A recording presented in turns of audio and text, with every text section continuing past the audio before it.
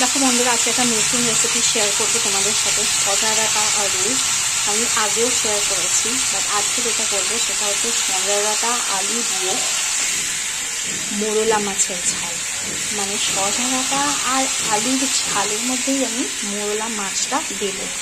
রেসিপিটা খুবই একটা ইউনিক, দারুণ খেতে হয়। আমি বানাচ্ছি, দেখো সজা ডাঁটা আলু আর টমেটো কেটে নিয়ে ধুয়ে আমি ফ্রাই করতে দিয়ে দিয়েছি। আর এদিকে মোরলা মাছগুলো দেখো, পুরো দেশি মোরলা, প্রত্যেকটা পেটে ডিম আছে। সো আমি এগুলো ভালো করে কড়া করে ভেজে নিচ্ছি। এটা যখন ফ্রাই হয়ে যাবে আমি কী কী মশলা দেবো দেখাবো, দেখতে পাবো। সো দেখো ফ্রাইটা হয়ে এসেছিলো, তাই আমি কী কী মশলা অ্যাড করেছি: নুন, হলুদ, লঙ্কার গুঁড়ো, জিরে গুঁড়ো, কাশ্মীরি মির্চ। এবার আমি ভালো করে কষাবো। কষানো হয়ে গেলে সামান্য একটু চিনি দেবো, একদম অল্প। আমি সব রান্নাতে একটু চিনি দিই, টেস্ট হয় দেখতে। সো দেখো মশলাগুলো দিয়ে দিয়েছি আর আমি ভালো করে কষিয়ে নিয়েছি।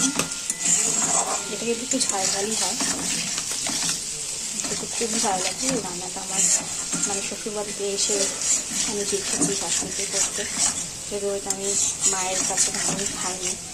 তো সেই জন্যই বানাচ্ছি, আমার হাজব্যান্ড খেতে খুব ভালোবাসে। তো ওটা জাস্ট কষানো গেছে, ওরা একটু জল দেবো, দিয়ে ঢেকে দেবো যাতে সেদ্ধ হয়। আর এদিকে দেখো এই মাছটা, মোরলা মাছ, একদিকটা ফ্রাই হয়ে গেছে, এখন কড়া করে ভাজবো আর জাস্ট এবার উল্টে দেবো। আমার সজা ডাঁটা আর আলু দুটোই কিন্তু সেদ্ধ হয়ে গেছে। এবার আমি একটু ফ্লেমটা লো করে দেবো।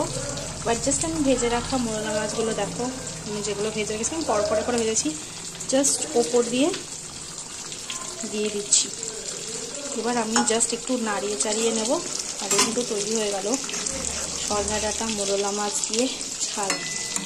কিন্তু দারুণ লাগে, নতুন একটা আইটেম, যেটা আমি এই বাড়িতে এসেই শিখেছি। এটা আমার শাশুড়ি আর হাজব্যান্ড সবারই খুব পছন্দের। বাস এটা আমি বেশি নাড়াবো না, কারণ মাছগুলো ভেঙে যাবে। জাস্ট একটু কড়াইটাকে নাড়িয়ে নেবে ঝাড়াচি দিয়ে। আমার তৈরি হয়ে গেছে।